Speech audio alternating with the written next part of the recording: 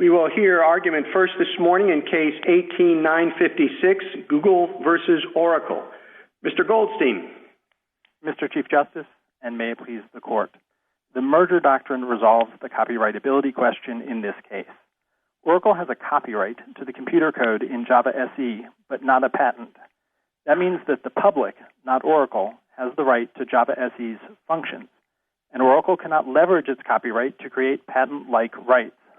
Specifically, under the merger doctrine, there is no copyright protection for computer code that is the only way to perform those functions.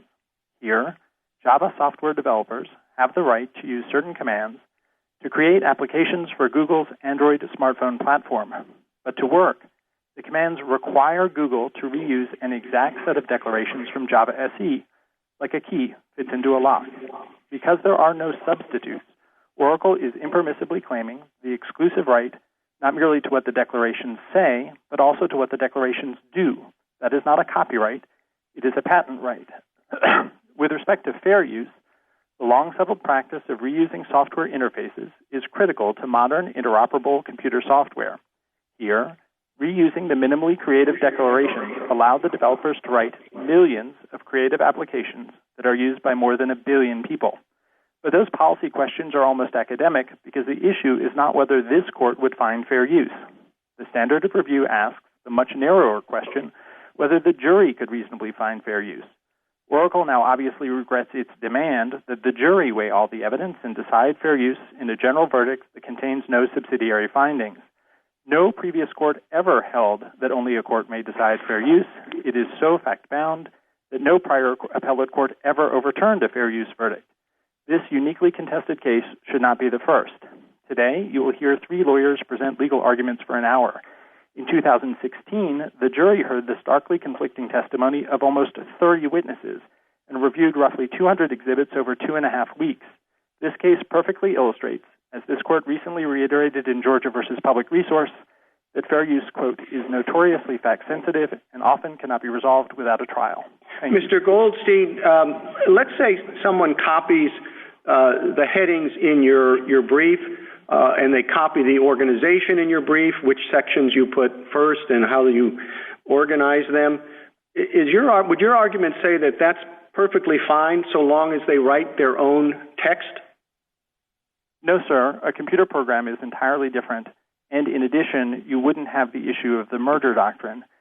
The issue here is that it is not possible to provide the functionality that we have the right to with Android without recreating that structure. No, I understand your merger argument is different, but I don't think that was the question I asked. That, sir, in terms of whether you could simply recreate the headings from a brief or a book and recreate the structure, not unless it was necessary to do so, and that's what's true here. Well, if you're talking about necessary to do so, and again, you're forcing me back to the merger doctrine, and that's fine. But the only reason that there's only one way to do it is because Sun and Oracle's product expression was very successful. There were a lot of ways to do it when they did it, and the fact that the programmers really liked it, and that's what everybody used. It seems a bit much to penalize them for that. Well, we don't intend to penalize them, sir. But our point is that in the language of Section 102B, they may well have come up with a novel method of operation. They may have created one, but they don't get the rights to it. That is a patent-like right. I suppose, just as your point illustrates, in Baker versus Selden, you could have said, well, Mr. Selden came up with a very innovative form of bookkeeping, and other people could have used a different one, but that was not enough to give him a copyright. I don't think it's a patent right. I mean, it's their particular expression, and you want to you say the only way for you to say what you want to say in the new material that you provide is to copy theirs. That's not a patent. That's copyright. Sorry. Our point is this. We have the right to provide a certain functionality, to make a computer do something. That right is given to us under Section 102B. If there were other ways for us to do it, that would be another matter. But because there is only one way, then there is no copyright protection. But in all events, even if you took the perspective that copyright looks at the options that were available to Oracle to begin with, clearly fair use looks at it from the other end of the telescope.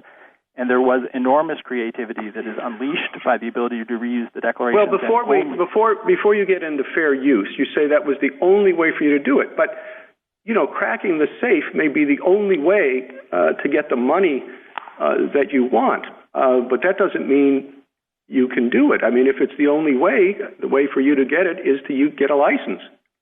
Well, Your Honor, I think then that analogy would help us, because if you get a patent on the safe, you may well be able to keep us out. But if you write a book about the safe that is about how to crack safes, that doesn't give you the exclusive right to do it. Well, all right. I mean, but what about the combination to the lock on the safe? Can you copy that just because somebody else has it, and that's the only way to get in?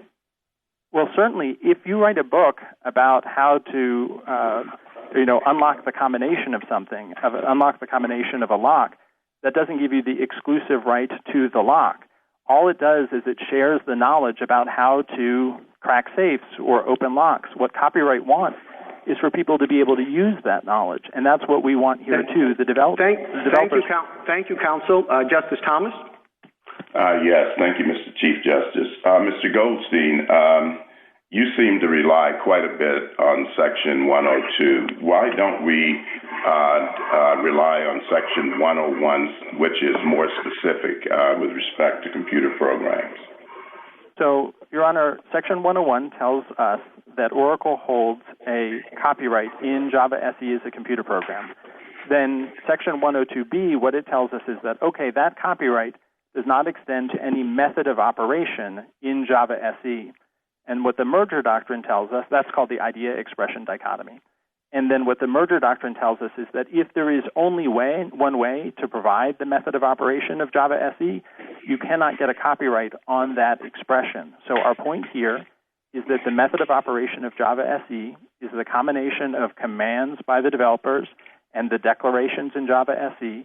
If there are no substitutes, if we cannot use anything else, then you would be giving Oracle effectively patent rights by preventing us from reusing the declarations. So at what point should we determine the merger, whether or not there is merger? When Oracle or Sun develops this program, or when you decide to use it? The latter, and that's the teaching of Baker versus Selden and the text of 102B. What that tells us is that when you copyright something and you publish it, you disclose it to the public. Selden disclosed his system of bookkeeping, the dual entry system. What the court said is once that's published, then the public has the right to use it. So to here, once Oracle published Java SE, people in the public, developers, companies like Google, had the right to create their own versions of it that would provide the same functionality. Then the question was, is there any way to do it without reusing the expression of the original? When, as here, there is not, there is no copyright protection.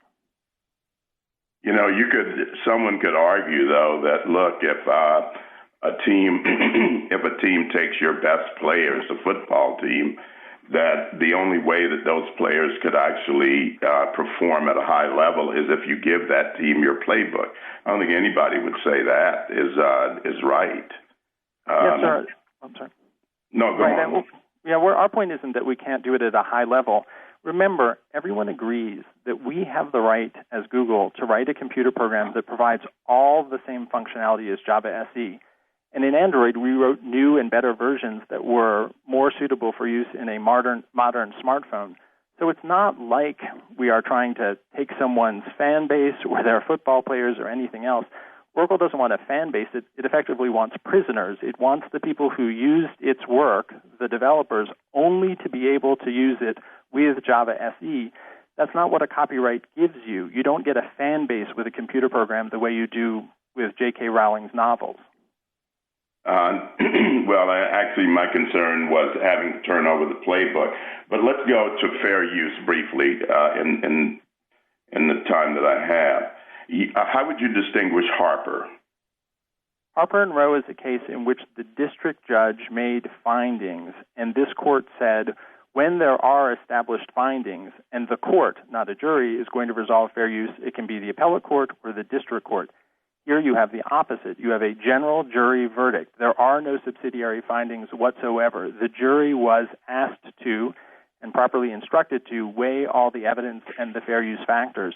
You can't unpack it in nearly the same way you could with a court in Harper and Rowe. So is that because of the fact finder or because it was a general verdict? Both. Both of those are critically important here. It's not the court that is assigned the responsibility for deciding fair use under Rule 39C and the Seventh Amendment. It is the role instead of the jury, and you would have to construe everything in our favor, which the Federal Circuit disavowed doing. Thank you. Justice Breyer? Well, I have a question for each side that I'm trying to answer in my own mind. For you, I'd like to ask this. I write down, as a computer, I have a computer in front of me, and I put java.lang.math.max for N410, okay? And that calls up a certain program, which you did not copy, the ones it calls up, which is setting the switches of the computer. Well, the words I just spoke also call up a particular program, i.e., a set of computer switches that will get me to the program that does that does a particular thing. Well, it's a computer program, isn't it? And you can copyright computer programs.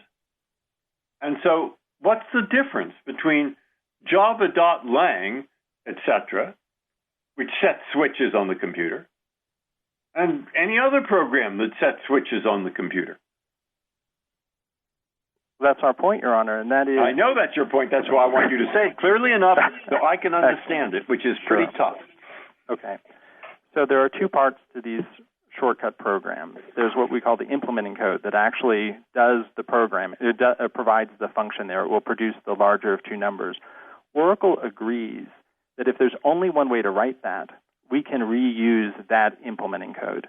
But it can't explain why the same isn't true for the code that you mentioned, which is the combination of the calls written by the developer and the declarations that appear in Android and Java SE. If there is only one way to do it, then you give someone a copyright on that's exclusive, then you are saying that person is the only one who can make the computer do the thing, whether it's invoke the implementing code through the call and declaration, or actually perform the function of the program through the implementing code. I bet there are just one way to do it. Why is there just one way to do it? If you spent enough time and you had the most brilliant computer programmers, don't you think they could devise a system of calling up the Java program, so it might be expensive to do and take a long time, that didn't use the word java.lang.math? Well, two things. First, why would we have a copyright system that does that? Where the only upshot of Oracle's rule that it wants you to adopt is to make computer programming incredibly inefficient so that we have fewer creative computer programs. But the second is no. We actually do have very good computer programmers. And when you use that instruction, max.math.java.lang, the language itself, it is a rule of the language that there is only one declaration that will work with it. That is a plain finding of the district court that is uncontested. Okay, thank you. Justice Alito?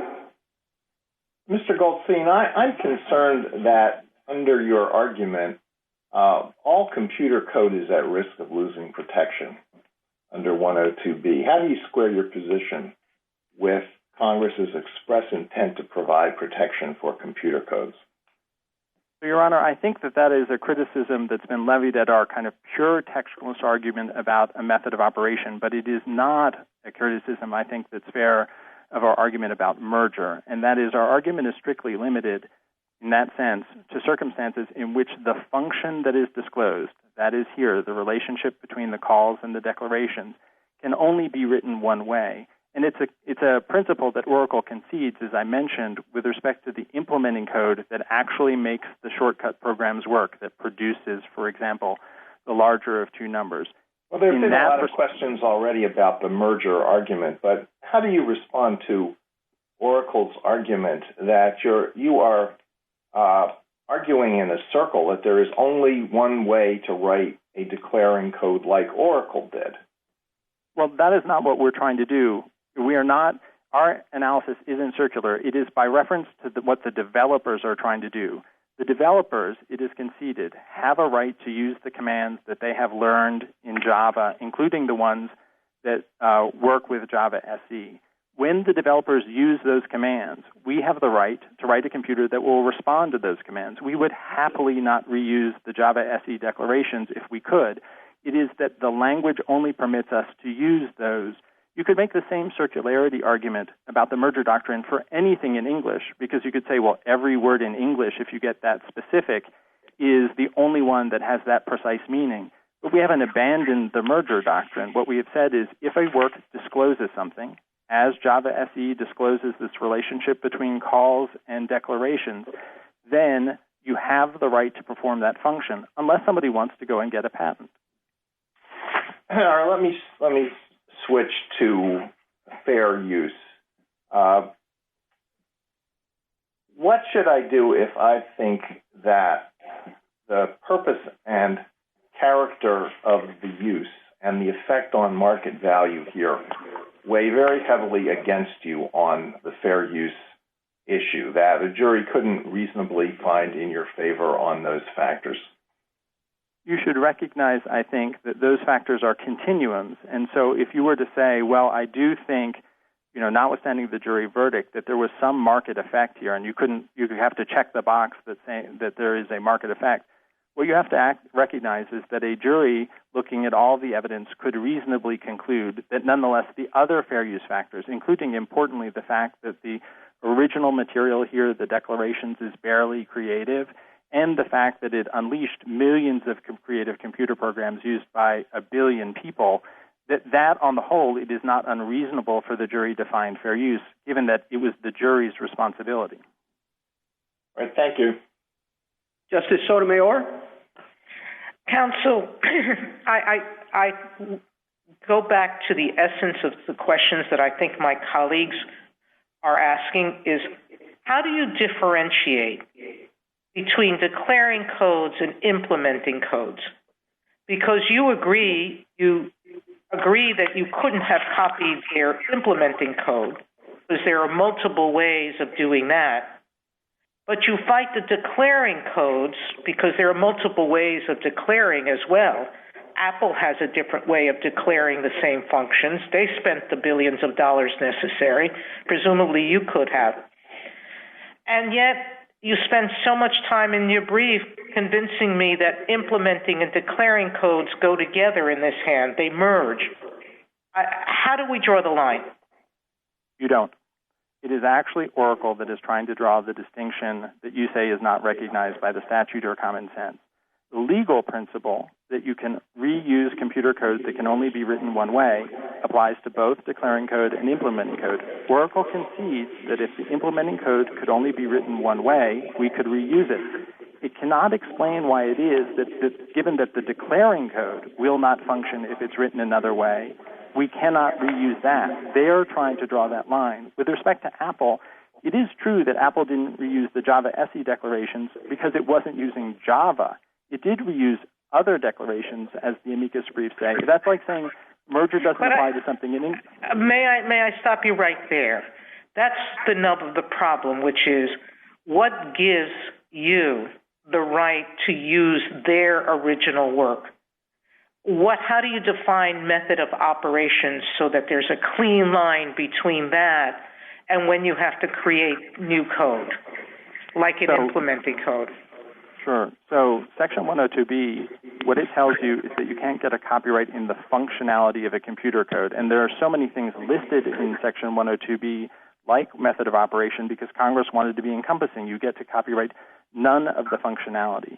It's the merger doctrine that tells us that if there is only one way to write the computer code that will provide that functionality, then you can't get a copyright protection. You have to get a patent protection. With respect to the implementing code, because there are numerous ways to write the implementing code, as the district court found, we wrote it, millions of lines of it. The only reason that we reused the declaring code, we would have happily rewritten our own, is that we had no other choice. We couldn't write a computer program that would respond to the developer's instructions without reusing this limited set of instructions. My problem with your argument is, what's your definition of interoperability? It seems one-directional. You seem to define it as the extent to which existing third-party applications can run on your platform, but not whether app developed on your platform can run on systems that use Java SE. So it's one way. No, Your Honor. So could people now copy you now have developed many different packages and platforms and things like that. Can they copy yours now? They can copy any part of our code, including certainly our interfaces, our declarations, that can only be written this way. We have interoperability in the fact that the developer's instructions work with our methods, our classes, and our packages. It very frequently is the case that you have in modern computer programming interoperability. That means you have a new software program that comes in and supplants an older, less superior one that doesn't work nearly as well. That is actually incredibly important and what Congress would want, and that is to be able to take the functionality of a computer program, someone else comes along and does it better. It's no surprise that we don't use all of the packages because they don't have anything to do with a modern smartphone. They don't have a GPS function to them. On the other hand, the smartphone doesn't have a computer mouse. There's no reason in the world to think you would reuse all of them, and it would be impracticable given the constraints of a smartphone. Thank you, counsel. Justice Kagan? Mr. Goldstein, I have to confess to being a little bit surprised or confused about some of the arguments you're making this morning, and maybe it's just me and I don't understand it, but I'm hoping you'll explain it to me. Because when I read your briefs, I took you to be making a somewhat different argument, principally, than the one you're making today. I took you to be saying that the declaring code is unprotected because it's a method of operation, that it's what allows Java programmers to operate the computer, and to be setting forth a pretty flat rule on that of that kind. And I don't hear you saying that today. Instead, I hear you saying, you know, the real question is, are there multiple ways of doing the same thing? So are those different arguments, and which one are you making? They're both different arguments. We're making both of them. I'm focusing on merger. The argument that you mentioned as our lead argument, I don't think honestly is. We do have a straight, pure textualist argument that the declaring code is a method of operation because it is the instructions to the developer on how to operate the shortcut pre-written computer programs.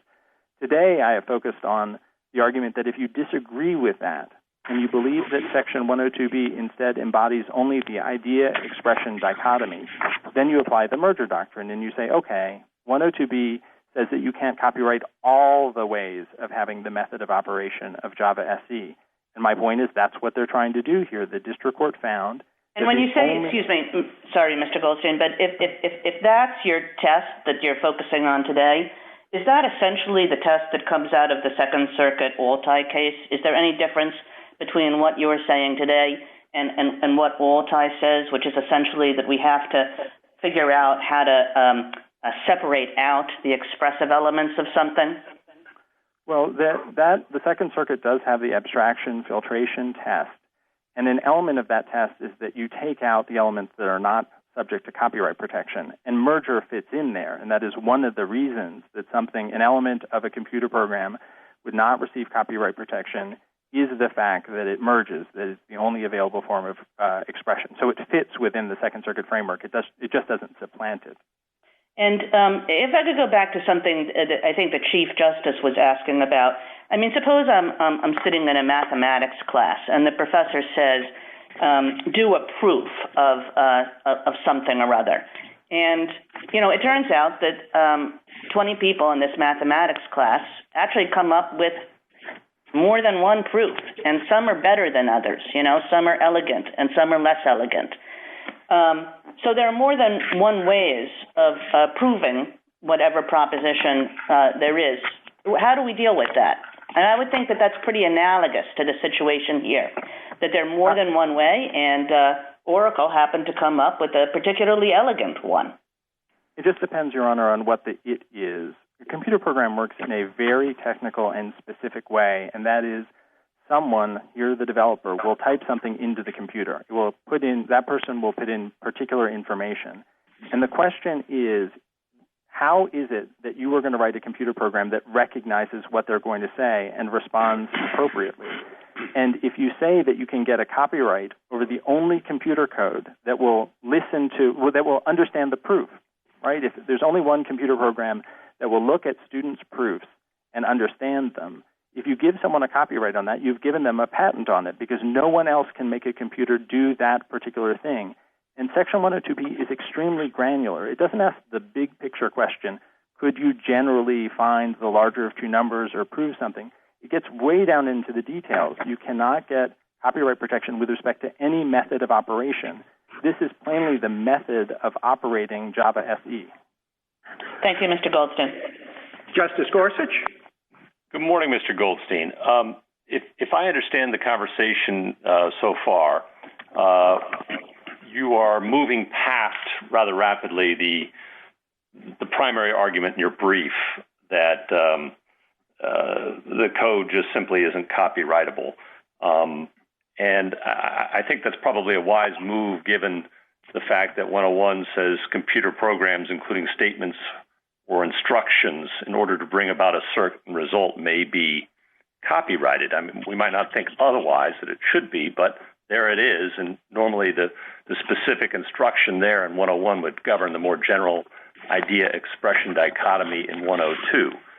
So am I right that we can move past that rather rapidly? Well, our main argument actually is the merger doctrine, but it's not the case. Okay, so I take that as a yes, I'll be honest with you. I was going to, sorry. So if we're moving straight on to the merger doctrine, and there I guess I'm stuck in a similar place as Justice Kagan, which is the argument strikes me very much as I wish to share the facilities of a more successful rival because they've come up with a particularly elegant or efficient or successful or highly adopted solution in the marketplace and to ride on their innovation. What do we do about the fact that other competitors, Apple, Microsoft, who I know is one of your amici, have in fact been able to come up with phones that work just fine without engaging in this kind of copying? Well, everyone agrees that every platform, including Java SE, actually does what we talk about, which is re-implement prior languages or prior platforms. Apple and Microsoft use different languages entirely. It's like saying we can't have merger in English because someone could write something in French. The rule that Oracle wants is fundamentally, you talk about an essential facility, is something that has a real-world analog, again, in an exclusive right like a patent.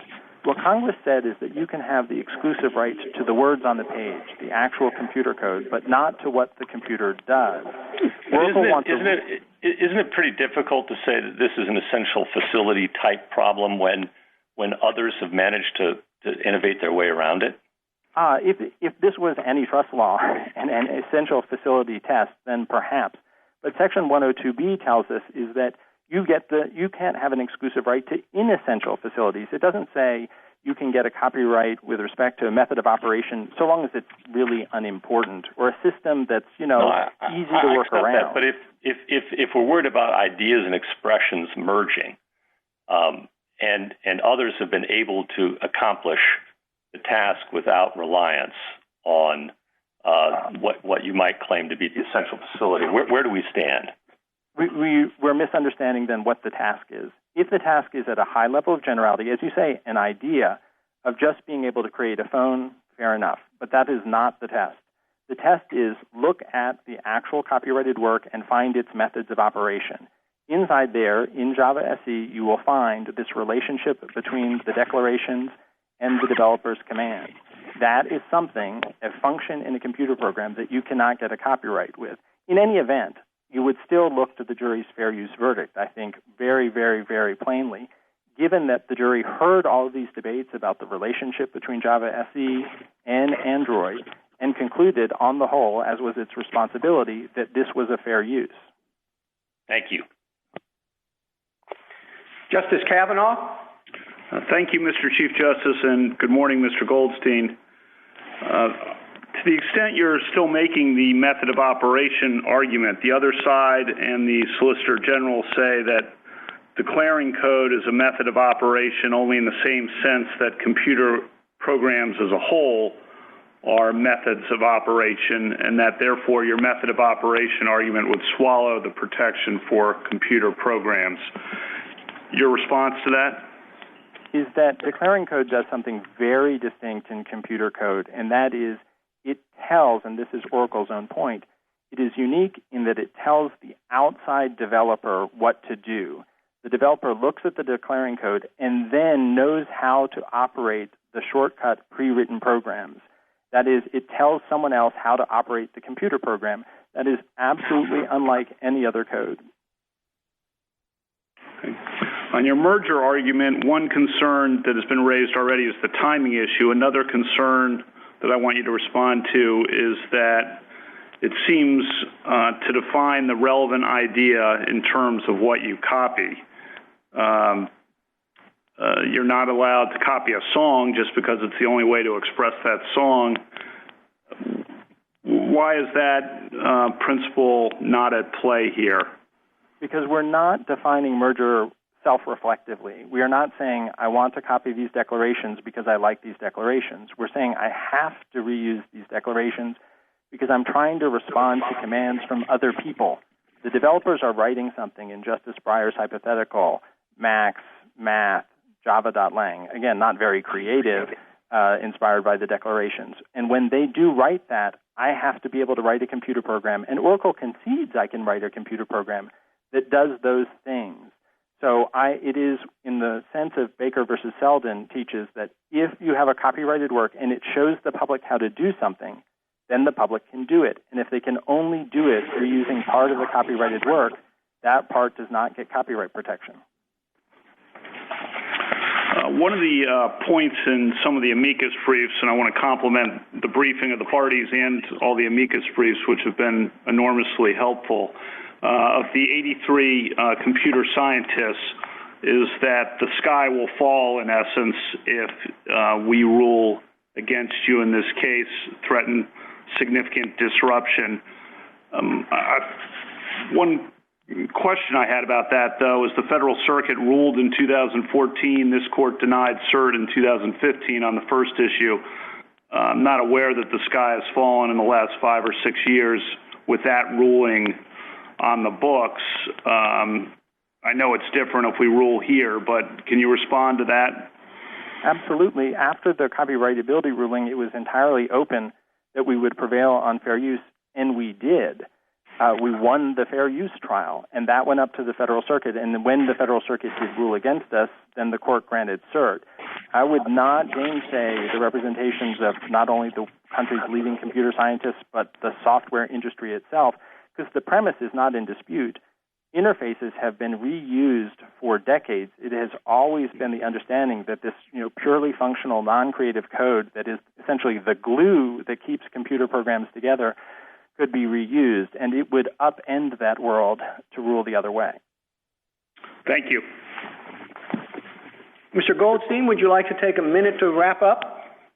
Thank you, sir. I want to address the argument that it is sufficient for that Google could write new declarations that would require developers to learn new instructions and that we're effectively just stealing this efficient way of doing it.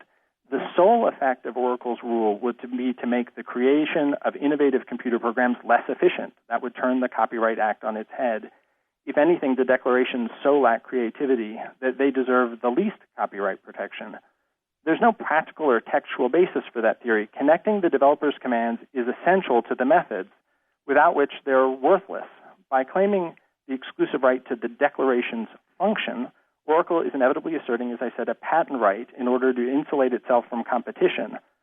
Textually, Section 102B provides that copyright does not extend to any method of operation that is embodied in Java SE. There's no exception for the methods for which there are possible substitutes. Saying that the developers could use different commands is just another way of saying they could use a different method of operation, and that would be in conflict with Baker versus Selden. Finally, the argument proves too much because it would apply equally to the implementing code. Developers don't have to use the pre-written programs at all. they could just write their own computer code from scratch. It would just be less efficient. Thank you, Mr. Goldstein. Mr. Rosenkranz? Thank you, Mr. Chief Justice, and may it please the Court.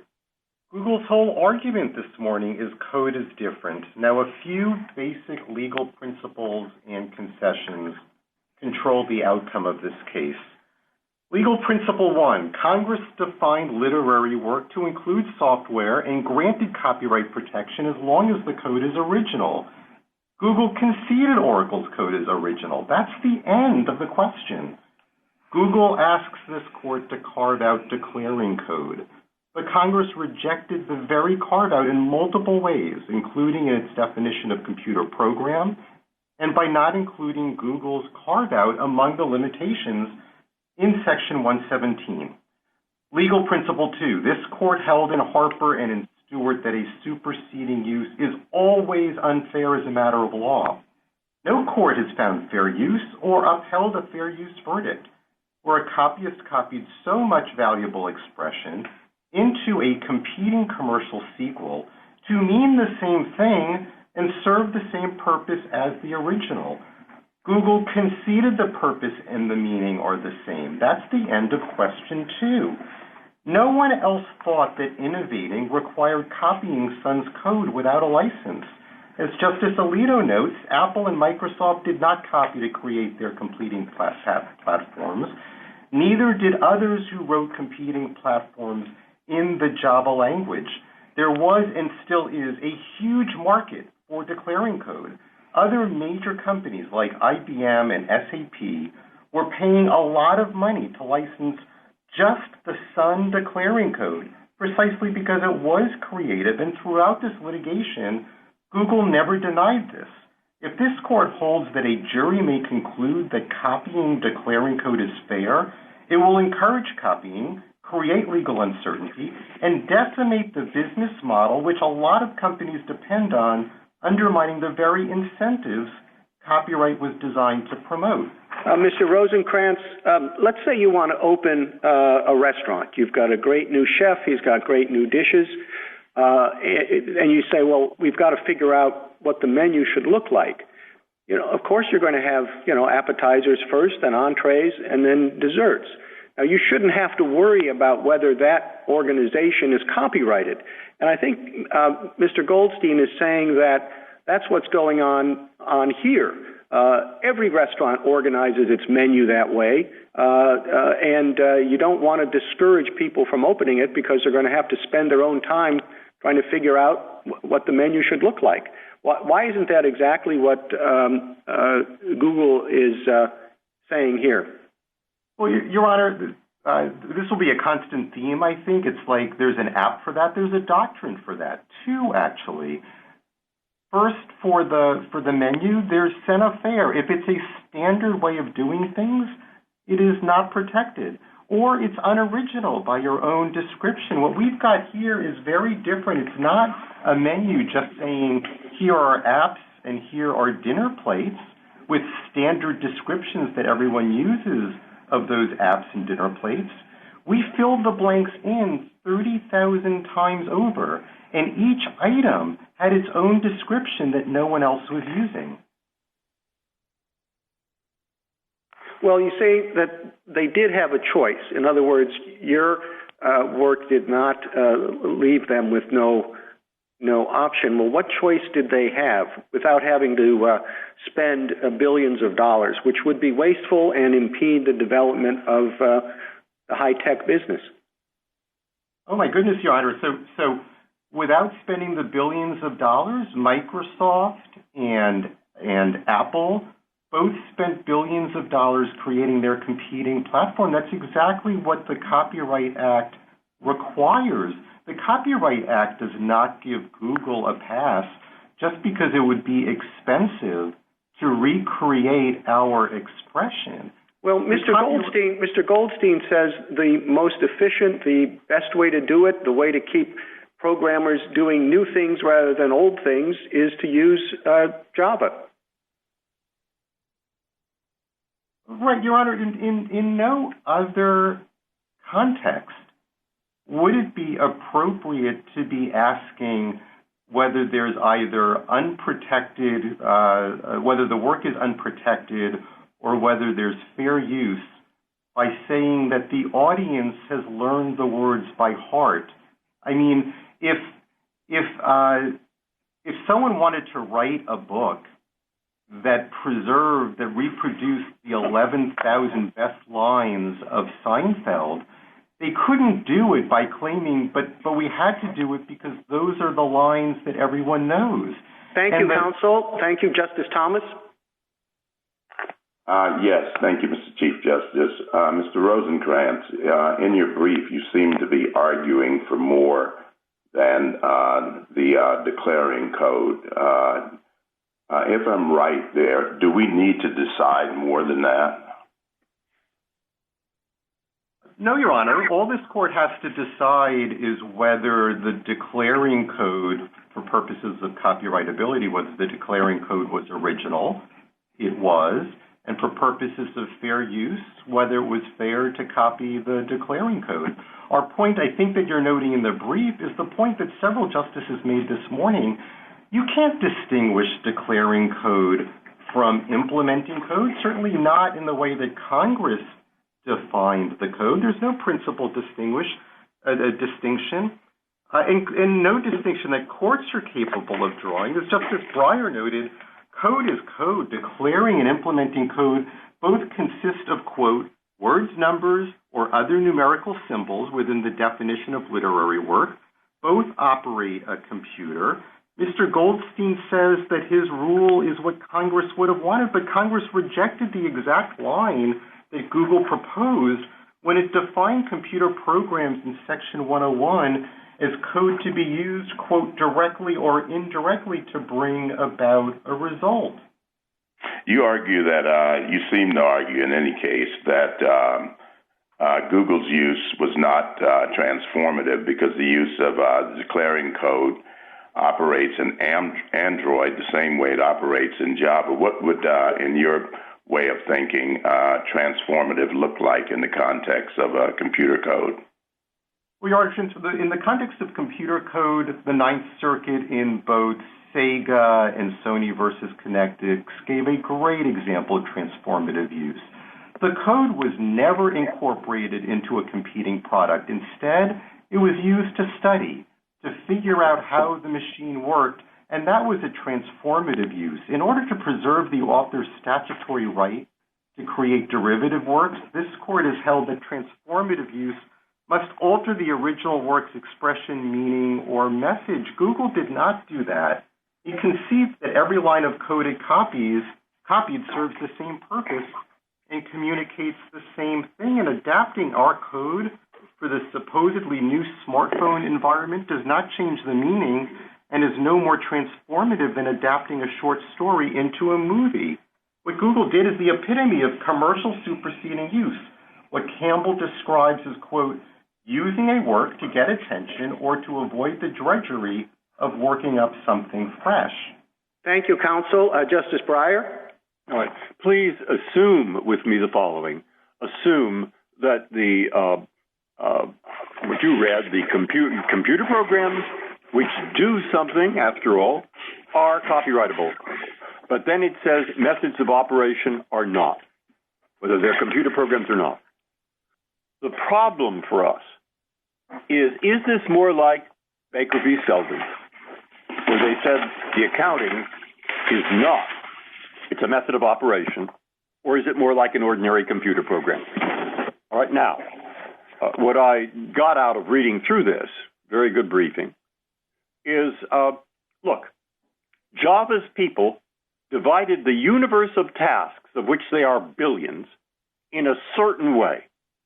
All the things that tell the computer to do one of those things will do. But that which tells the computer which to do, that's the declaration. Here's what it's like. It's like, as Judge Boudin said, the QWERTY keyboard. You didn't have to have a QWERTY keyboard on typewriters at the beginning, but my God, if you let somebody have a copyright on that now, they would control all typewriters, which really has nothing to do with copyright. Or it's like switchboards. on old-fashioned telephone systems.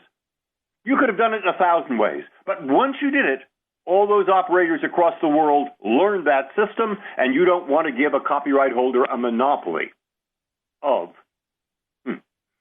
telephone systems.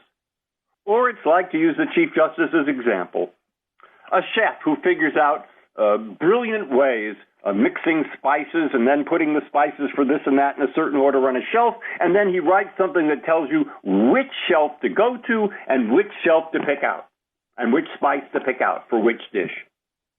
Now, all those things are somewhat ordinary programs, but they also are doing something. They're giving you an instruction as to how to call up those programs that reflect Java's organization. And at this point in time, it's really tough, just like the QWERTY keyboard, to go backwards. And very bad consequences will flow if you don't see that distinction. Okay? Long question, but that's what I got out of their method of operation argument. And I wanted you to say what you want about that. Thank you, Your Honor. So I'll answer your 7 questions, I think, with really 2 answers. The first is, this is not like the QWERTY keyboard. There was never anything expressive in QWERTY. Semi-LKJH doesn't mean anything to anyone. It was purely mechanical. That is true of all of your examples. But you got right to the nub of it, Justice Breyer, by asking about Baker. In Baker, the author Selden published a book describing a bookkeeping system. Selden tried to extend his copyright in the description to block everyone else from using that system. His book attached some ledger forms that were necessary to use the system. Baker's forms were not even the same as Selden's, but Selden sued for copyright infringement because Baker's forms used Selden's system, which was to say, they just depicted debits and credits on a single page, and this court said you can't monopolize line paper. This case would be like Baker. Justice Alito? Mr. Rosenkranz, can I ask you about the standard of review question on fair use? The jury returned a verdict on fair use, and Oracle moved for judgment as a matter of law. Why wasn't the Federal Circuit required to apply the Rule 50 standard and ask whether the evidence presented at trial, viewed in the light most favorable to Google, would have been sufficient as a matter of law to support the jury's fair use verdict? Well, Your Honor, I'll first say that is in fact what the Federal Circuit did. The Court of Appeals performed the, quote, no reasonable jury standard that Google now urges. The court said no reasonable juror 5 times at Petition Appendix 27 to 28, 42, 46, 51, and 52. Having found that factors 1 and 4 strongly favored Oracle and that Google's use was superseding, there was no other reasonable conclusion but that Google's use was an unfair use. But then I'll circle back to the first half of your question. The standard of review is de novo, by which I mean it respects the jury's findings of historical fact, but then allows the courts, as courts have been doing for decades, usually on summary judgment, to decide what legal conclusions to draw from those facts. De novo is the right standard because resolving fair use requires primarily legal work. In an area of law where stability is paramount and where precedents matter, as this court's fair use precedents illustrate, fair use cases typically turn on disputes about the legal standard. Well, there are some mixed questions of fact and law that are submitted to juries, and that is what was done here, wasn't it, under fair use? So was that an error? No, Your Honor. I think what this court has done under fair use is de novo review. Harper was a de novo case. This court said explicitly that it was not sending it back to the district court to resolve anything, that this court could decide, quote, and I'll quote here, an appellate court may conclude as a matter of law that the challenged use does not qualify as fair use once it has the factual record and resolves all subsidiary factual questions in favor of the fact finder. Now, note there were numerous disputes in Harper, including how you weigh various factors, questions like the value of news reporting weighed against the original author's derivative work rights. I grant you that a lot of mixed questions are more factual, but the stability that judicial review provides is essential for fair use because it has constitutional implications. Thank you, counsel. Justice Sotomayor. Counsel, in your beginning statement, you had the sky falling if we ruled in favor of Google.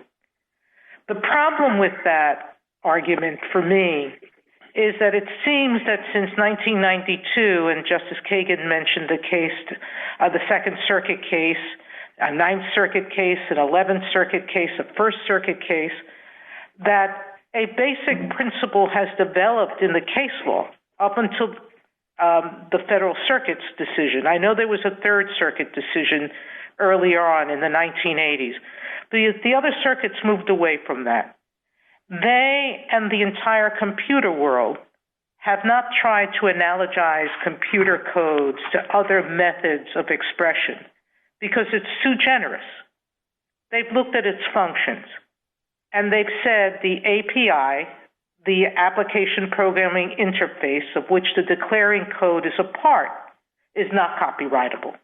Implementing codes are. And on that understanding, industries have built up around applications that know they can copy only what's necessary to run on the application, but they have to change everything else. That's what Google did here.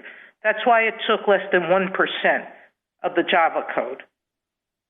So I guess that's the way the world has run in every other system, whether it's Apple's desktop or Amazon's web services. Everybody knows that APIs are not, declaring codes are not copyrightable. Implementing codes are. So please explain to me why we should now upend what the industry has viewed as the copyrightable elements and has declared that some are methods of operation and some are expressions. Why should we change that understanding? Well, Your Honor, I beg to differ with the understanding of the lower court cases. Not a single case has ever said that you can copy this vast amount of code into a competing platform to use for the same purpose. The Third Circuit, the First Circuit, the Ninth Circuit, the 10th Circuit, they all agree with that. No one drew that distinction between implementing code and declaring code. You will not find a single case that does this. Google is just wrong that the success of the software industry depends on unlicensed copying. Major corporate entities were paying a lot of money just to license our declaring code. Google and its amici point to non-record examples that involved either no copying at all, licensed copying, or copying of elements that were so uncreative that no one would say they were protectable. Thank you, counsel. Justice Kagan? Mr. Rosenkranz, as I understand it, there are two features of your declaring code that you think merit copyright, and I want to make sure I'm right on this first. The first feature, and this is pretty basic, is that we need some way of connecting a programmer's inputs, whatever they happen to be, some way of connecting those inputs to implementing code. And then the second feature is that there needs to be a way to organize those inputs, those calls, into various classes and packages. So one is like the trigger, and one is the method of organization. Is that right? Is that the thing that you're saying merits copyright? No, Your Honor. There are two things that we say merit copyright protection. The first is the manner in which we describe each function, each method. That is itself creative. And each line of declaring code actually teaches the user what that method does, how it's used, how it relates to others, and what the result will be. The second piece is the overall structure sequence and organization. Those are the two things. Okay, so let's start with that, the taxonomy, the structure, the organization, and we can, if we have time, get back to the other. I'll give you an example that's similar to one that the Chief Justice used, but I think you won't be able to answer it in quite the same way. Suppose I own a grocery store, and I come up with a really terrific way of organizing all my fresh produce, all my fruits and vegetables, into these categories and subcategories, very intuitive for the shopper. And this is not the standard way. So it's different from the Chief Justice's hypothetical in that way. It's novel, and it's great. And a rival grocery store, all rival grocery stores want to copy it. Do I have a copyright claim? You don't have a copyright claim in anything that isn't set down in writing. So you're hypothesizing that you've put down, let's say, an outline form, the way of organizing. Maybe. I mean, there would be a lot of fair use questions about that, but this is worlds different from what... Well, why is it worlds different? I mean, it seems to me that there are all kinds of methods of organization in the world. Whether it's the QWERTY keyboard or whether it's the periodic table or whether it's the system of kingdoms and classes and phyla and so forth that animals are organized into. I mean, there are 1,000 ways of organizing things, which the first person who developed them, you're saying, could have a copyright in them and prevent anybody else from using them. Well, so, Your Honor, so two answers. First, let's not forget that the declaring code itself would be is enough volume to take up 600 pages in the joint appendix. So the declaring code itself gets protection. But the answer is the relationships of the methods, classes, and packages. It's not just the most intricate hierarchy you've ever seen. If you look at one package on page 9, you will see it, and multiple pages of the supplemental appendix. But the relationships cross from one package to the next, from one class to the next. It is extraordinarily intricate in a way that does deserve copyright protection, the same way the plot Thank you, Mr. Rosenkranz. Justice Gorsuch? Good morning, counsel. Your colleagues on the other side suggested the Federal Circuit did not give sufficient deference to the jury's finding of fair use, and I'd like to follow up on that and some of Justice Alito's questions. Often, fact-specific questions like fair use that are multi-factor balancing kind of inquiries are reviewed for substantial evidence in the record. And that is not what the Federal Circuit here did, particularly when the questions are kind of novel and legal rules have yet to crystallize and form around them. Why should the Federal Circuit not have used that traditional standard of review?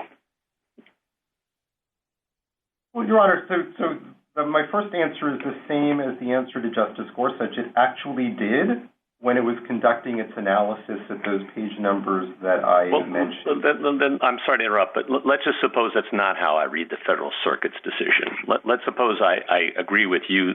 I think you've said elsewhere that it properly reviewed it de novo. Why shouldn't we remand the case for consideration of it under a more deferential standard of review normally applied to jury findings and general verdicts? Well, Your Honor, this court certainly could if it believes that that's not what the Federal Circuit did. But I would say, in addition to the point that I made earlier about the need for clear rules for the business, I would also say in terms of institutional competence, this is a question that courts have primacy. I mean, the key difference between us and Google is that it thinks that only a jury can balance the factors. Now, that can't be right. That would mean that even if parties stipulate on all the historical facts, a court cannot grant summary judgment. But granting summary judgment is what courts do all the time. Professor Beebe identifies over 100 fair use cases decided by courts on summary judgment in a 30-year time span. Google could find only 5 cases that even went to a jury in a similar 30-year span. Under Google's approach, summary judgment would be nearly impossible because weighing would be a fact question for every jury. Thank you, counsel. Justice Kavanaugh? Thank you, Chief Justice, and welcome back, Mr. Rosenkranz.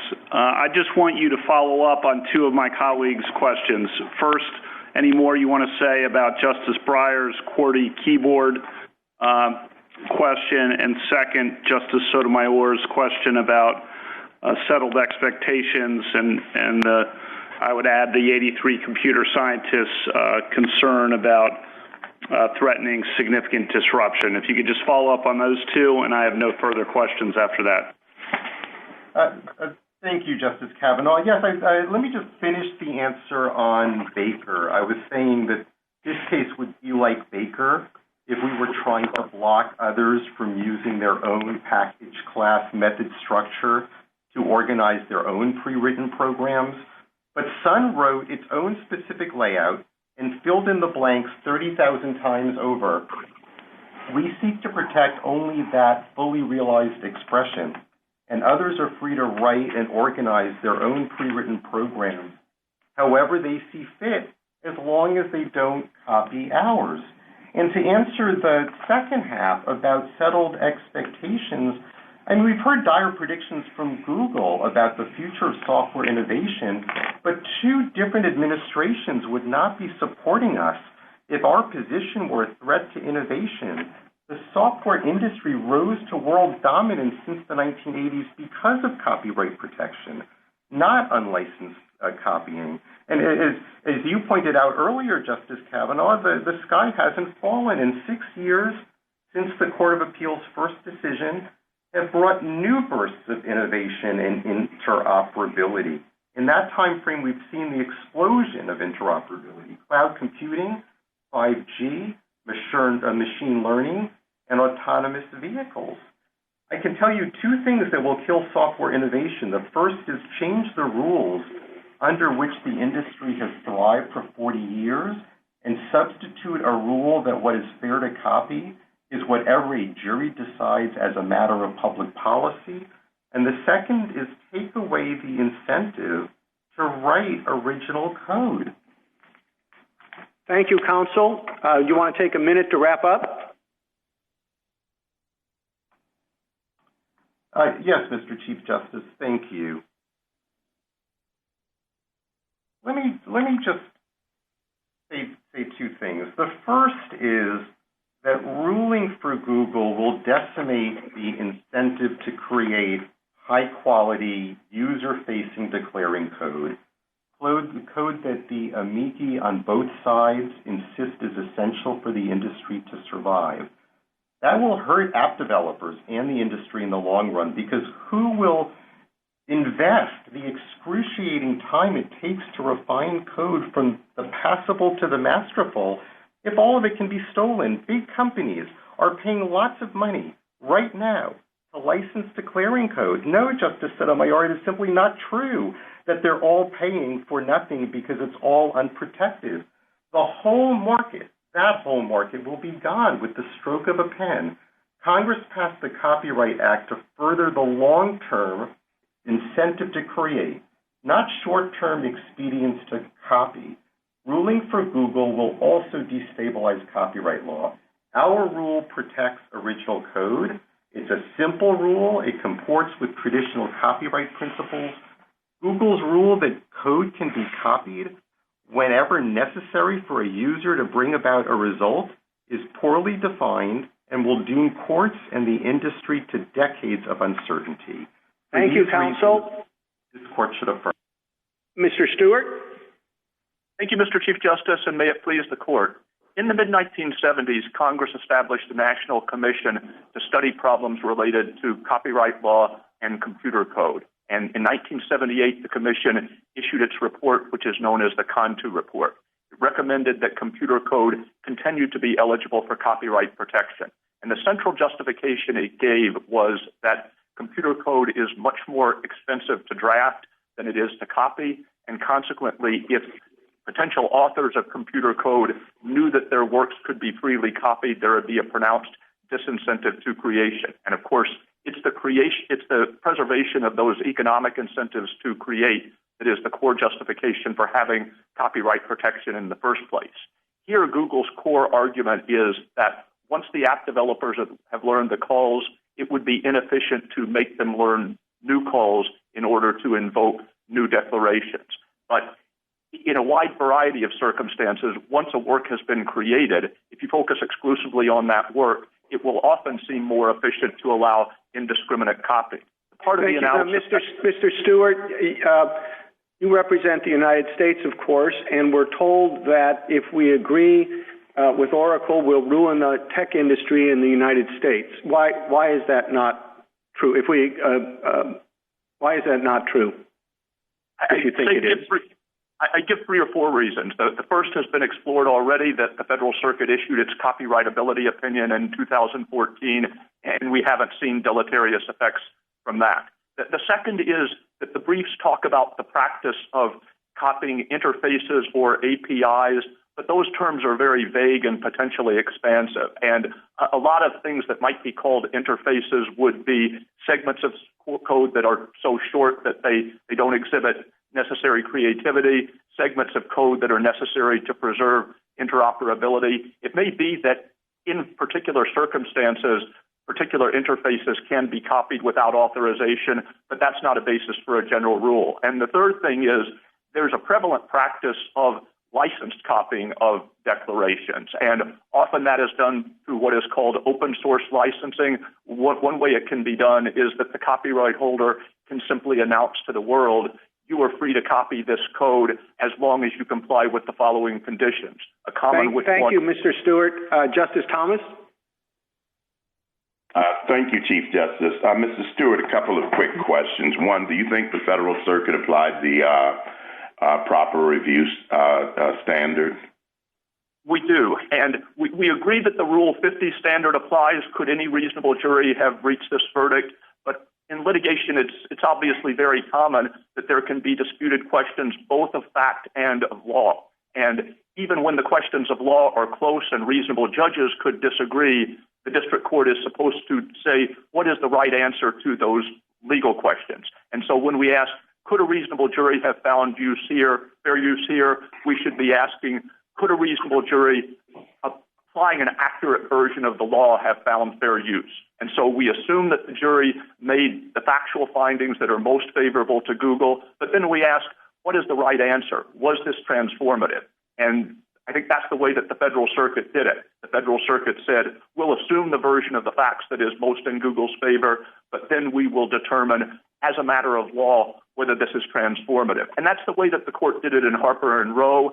That was a bench trial, but there's no reason that a lay jury's resolution of questions like, was this use transformative, or how do we balance the relevant factors, should be given greater weight than the view of a district court with respect to the same questions.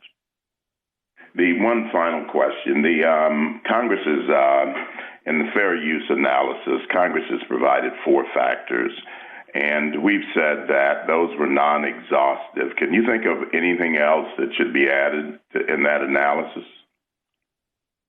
I can't think of anything else. There may be other factors in particular cases. The only thing I would emphasize is that in deciding questions of fair use, the court shouldn't just be asking how would consumers potentially benefit from widespread copying with respect to this particular work. The court should also be asking what incentives to future innovation would a rule of a particular sort create. Thank you. Justice Breyer? I'm curious as to why the government thinks the balance of harms lies the way you do. I do think of the QWERTY keyboard. The QWERTY, the keyboard, calls up some metal rods that make an impression on a piece of paper, and then that's how you write words. This system calls up a system of dividing the world into a variety of tasks, which then will be done. Now, nothing in copyright is meant to give the owner of the QWERTY, whoever thought of that beginning, QWERTY, a monopoly of typewriting. And nothing here, they say, if in fact you give them a monopoly of this, the millions of people who have learned this, as Justice Sotomayor says, will have to spend vast amounts of money when we get all kinds of new methods for using computers, turning on heaters, stoves, etc., and a million others. And teaching them is unbelievable. It will give the owner of the declaration monopoly power over all those uses. Now, that, I think, is roughly what they're arguing. Why does the government reject that? Well, I think there are all sorts of things like the QWERTY keyboard that have become standard, but that wouldn't have been eligible for copyright protection in the first instance because, for instance, they're not sufficiently creative. Here, Google has conceded that the large volume of individual declarations and the intricate method of organization that's reflected in the SSO are sufficiently creative to qualify for copyright protection in the first place. The second thing is when we talk about the people who will have to learn new calls in order to invoke the declarations, we're not talking about consumers. We're not talking about people who actually use the smartphones. We're talking about app developers, and these are economic actors. Their interests happen to align with Google's because if they can create popular apps, then the app developers will gain money and Google will gain advertising revenue because the Android platform will become more popular. But if Google Thank you, counsel. Justice Alito?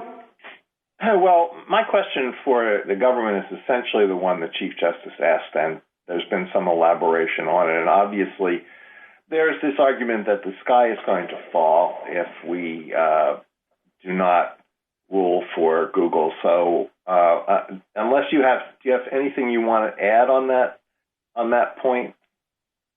The only thing I would flesh out a little bit was the last point that I had gotten to towards the end, which is that there is this phenomenon of licensed copying. And often the license terms don't include the payment of money. They simply include a requirement like whatever improvements to the code you make have to be given back to the programming community, have to be made known to other potential programmers. But the copyright holder's authority to impose and enforce those licenses obviously depends upon the proposition that the code is copyrightable to begin with. And so those licenses would be a pointless gesture otherwise. And the very fact that those licenses are offered with such frequency, I think, tends to dispel the idea that there is a common understanding in the relevant community that this material is not copyrightable at all. Thank you. Justice Sotomayor? Counsel, could you tell me why you think that Google's work was not transformative? It moved Java's platform from a PC, essentially, to mobile phones. Why wasn't that a transformative step? I mean, the answer is that all fair use involves copying. So to do fair use, you have to copy something and create something new from it. So why wasn't that a giant step of fair use? I guess I'd say three or four things as to why this wasn't transformative. The first is when Google explains why it copied these particular declarations and not others within the Java platform, the explanation that it gives is these are the declarations, these are the functionalities that will carry over to a smartphone platform. These are the declarations that will be useful in the new technological environment. So even though a lot of the code that Oracle had written might not be useful, this code is. The second thing is when they talk about... That's the only way to make, what they copied in terms of the declaring code was only that would function in the new environment, that needed to function in the new environment. It's not the only way they could do it that would make it function in the new environment. They're very careful about this. It's the only way that would do it that would allow the app developers, to use the pre-existing calls in order to call up the established methods. The second thing I would say about transformativeness is that whole argument about allowing app developers to use their knowledge. The only way it works is that app developers can have confidence that when they use a call with which they are familiar, it will trigger the same functionality that it has triggered on the Java platform. And so it's not transformative in that sense. The code is performing exactly the same function that it performed on Java. The third thing I would say is if you imagine a motion picture that has only been released in theaters and somebody gets the print and offers to live stream it over the internet. It's the same content that has been simply being used on a different platform. No one would think of that as transformative. Similarly, thank you, counsel. Justice Kagan? Mr. Stewart, suppose that I come up with a new and very useful keyboard, not QWERTY, but something better than QWERTY. And it's so useful that everybody starts using it. Now, let's assume, for the purposes of my question, that this is copyrightable, which it might be or it might not be, but let's assume it is, and go to the fair use question. When a cell phone, a smartphone manufacturer takes that layout, takes that keyboard, and uses it for its next phone, is that fair use, and why or why not? Well, the fair use analysis would depend upon a lot of factors, but yes, I think in fair use analysis, you could take into account kind of developing expectations, concerns about interoperability. We're assuming for these purposes, as you asked, that this is copyrightable, and so that would be a factor to consider in fair use analysis. We don't have a quarrel, for instance, with the proposition that observing interoperability can be a favored purpose for fair use analysis. So why is it any different here? In other words, that Google took Java's interface so that programmers wouldn't have to learn a whole new system for coding, just as the cell phone manufacturer took my keyboard so that people could rely on something familiar. One of the differences is that the app developers are in a fundamentally different position from the consumers, the smartphone users.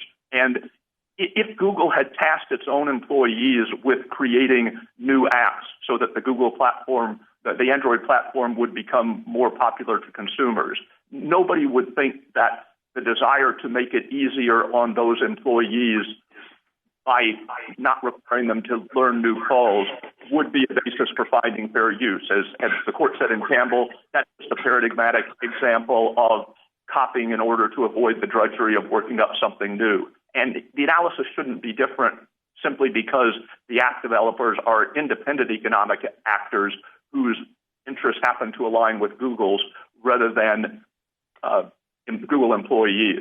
Those people Thank you, counsel. Justice Gorsuch? Mr. Stewart, the government concedes that this work is copyrightable, but then says the fair use analysis has to permit the copying here. And I wonder whether it gives with one hand and takes away with another. The fair use analysis, four incommensurable factors that need to be weighed. Why could no reasonable jury have concluded that it was fair use here? Aren't you essentially saying that, yes, code is copyrightable, but really it's always subject to fair use? I mean, we're certainly saying it's subject to fair use analysis, but we've argued in our brief that the use here was not fair. And the reason we think that the error we think the district court made, or at least the primary error, was that it treated as a factual question what it should have treated as a subsidiary legal judgment. That is, on the question of transformativeness, Google argued this is transformative because it's being used in a new platform. Oracle argued it's the same code being used for the same purposes. It's not transformative. The district court didn't decide which of those views was right. It simply said a reasonable jury could have sided with Google. That would be fine if this had been a factual determination. But the question, is that sufficient to make for a transformative use, is fundamentally a legal question. The Court of Appeals appropriately reviewed that determination de novo and correctly found that it was not transformative. If we disagree with you on the standard of review that should apply here, what should we do? I think if you disagreed and you thought that questions about is this transformative or not, given a stable body of facts, if you think that is a question as to which the view of a reasonable jury should be deferred to, then a remand probably is the appropriate course. I'd point out that is not only going to affect jury trial practice, it's going to affect summary judgment practice, because a lot of fair use questions are decided on summary judgment. That won't be possible any longer if issues like does putting it on a new platform make for transformativeness are regarded as jury questions. Thank you, counsel. Justice Kavanaugh? Thank you, Chief Justice. Good morning, Mr. Stewart. One question on merger doctrine and one question on method of operation. First, Google says in its reply brief that the dispositive, undisputed fact in this case is that the declarations cannot be written in any other way and still properly respond to the calls used by Java programmers. Are they wrong in saying that? I don't think that they are wrong in saying that, but that argument is circular. That is, they are invoking the correct proposition that merger applies if there's only way of getting the computer to perform a particular function. But they are defining the function as invoking the implementing code in response to calls that are known to developers. And that's wrong for two or three reasons. The first is Section 302A says copyright protection subsists from the work's creation. And at the time that the work was created, there were no calls known to developers. The argument wouldn't have flown as a justification for copying at that time. The second is, as the Chief Justice pointed out in an earlier part of the argument, that would effectively penalize Oracle for its marketplace success. The fact that the calls were well known was simply a function of the fact that the Java platform was popular and a lot of people had written a lot of apps for it. And the method of operation, Google says that the declarations are a method of operation because they are for the developers to use while the implementing code instructs the computer. Your response to that? I think the term method of operation comes from Baker versus Selden, and what the court said in Baker versus Selden, and it was a long list of examples of if you write a book about how to do a useful task, you can get a copyright on the book, but no exclusive rights in the performance of the task. And the court said a mathematician who wrote a treatise couldn't get an exclusive right to his methods of operation. The Cantu report discussed the way in which Section 102B would apply to computer code. And I think the clearest expression was on page 21 of the Cantu report, where it said, one is always free to make the machine do the same thing as it would have if it had the copyrighted work placed in it, but only by one. Mr. Stewart, if you'd like to take a minute to wrap up. Thank you, Mr. Chief Justice. I think the fundamental line that should be drawn for purposes of merger analysis, for purposes of 102B, is if a particular line of code is without regard to the acquired expertise of other actors, the only way to make the computer perform a particular function, then the code is not copyrightable.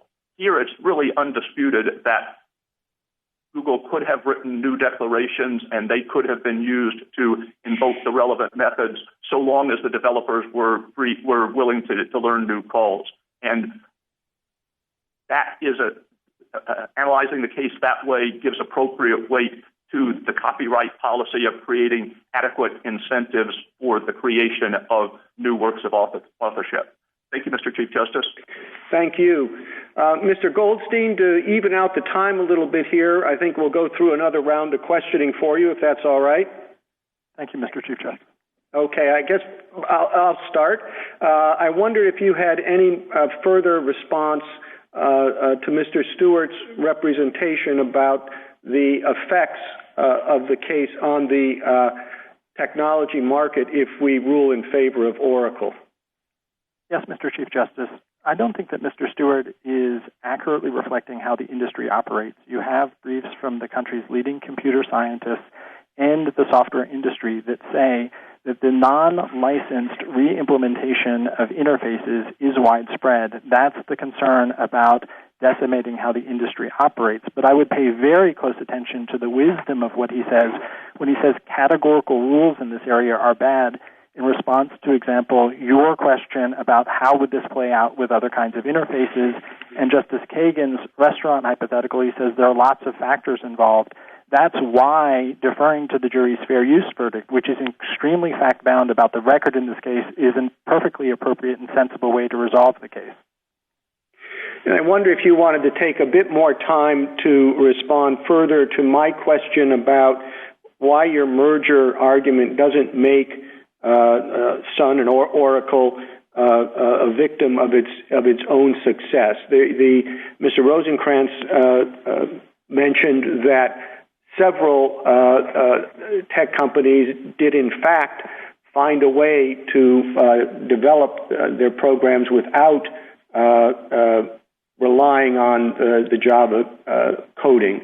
So why shouldn't we impose that same obligation on Oracle? Well, that wouldn't, of course, resolve whether we had the fair use right to reuse the code, but in any event, I think that's an optical illusion. The computer scientist brief at page 18, the Microsoft brief at 14, explained that both Apple and Microsoft, Oracle's examples, did re-implement prior interfaces. The reason that they didn't use these interfaces is they were using a different language, as if they were writing in French rather than English. Oracle does not get to claim as that exclusive right to a highly functional computer program without a patent. It gets to claim the words on the page, and if those are the only words on the page that will produce this result in the computer, they don't get that exclusive copyright. Justice Thomas, do you have further questions? I have no further questions, Chief Justice. Justice Breyer? I've heard from the other side that, yes, that may be true, but this result is simply calling up a set of programs that were written by Java. And maybe at the beginning you could have done this in different ways with different divisions of tasks in the world with different call-up numbers. And there weren't people trained at that time, and copyright, you just heard quoted, runs from the beginning. What do you do about that? Well, fair use certainly runs from the end. I'm not talking about fair use. I'm talking about your merger argument and, let's say, the method of operation argument. Sure. So there's a difference between the fact that they have a copyrighted work, which ran from the point of publication, from whether merger applies. This is Baker versus Selden. Selden, when he published his book of dual-column accounting, on that day, he was the person who had created that. But the court said, what about a later user that wants to use this system? Can they do it without part of the work? This court said no, and that meant that there's no copyright protection within the copyrighted work for that particular piece of expression. Thank you. Justice Alito? No further questions. Justice Sotomayor? Mr. Goldstein, is this your answer to Mr. Malcolm's transformative use argument? And what's your best argument on fair use? Our answer with respect to transformative use is it cannot be that transformative use only exists when computer code does something different. Computer code only does one thing. There is no parity of computer code. That would mean, ironically, that this highly infunctional expression is less susceptible of fair use than a highly creative novel. That cannot be right. And in any event, even if the jury was entitled to conclude, based on the record evidence, that this was an entirely new context, that Java SE was not usable in a smartphone. With respect to fair use more broadly, our best argument is about the standard of review. Under Rule 39C, this mixed question of fact and law was put to the jury at Oracle's insistence. The question is, could the jury have balanced these factors? I know that the other side is concerned about providing legal guidance. That's why we have jury instructions. But the court in Georgia versus Public Resource and in other cases has made quite clear this is incredibly fact-bound. It will depend on the circumstances, and Mr. Stewart has only reinforced that point. In that context, you cannot say that the jury couldn't reasonably find that this massive creativity with 1 million applications and a entirely new way of computing on a smartphone is not fair use.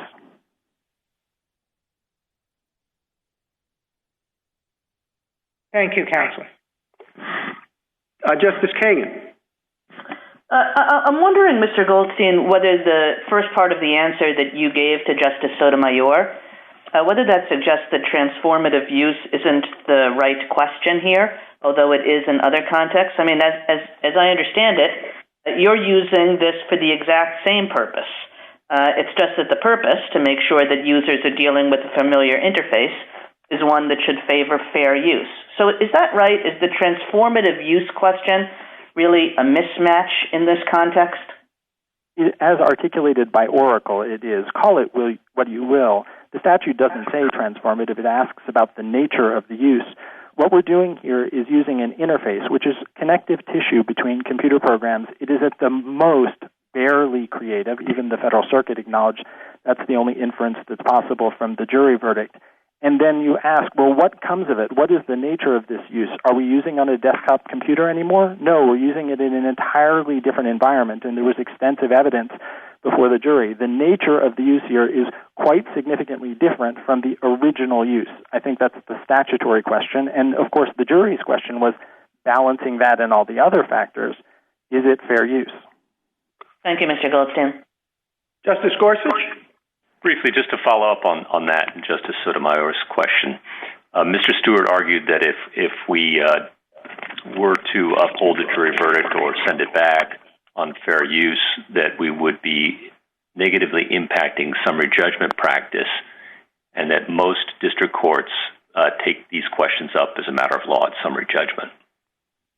Yes, this is the exact argument that was made and rejected in the court's Hanna financial decision, and that is, sure, some issues are decided very frequently on summary judgment, but that doesn't mean that there aren't other incredibly highly contested cases that arise in new environments, as I believe you pointed out earlier. This is that kind of case. It went to the jury under Rule 39C. Oracle didn't move for summary judgment in this case.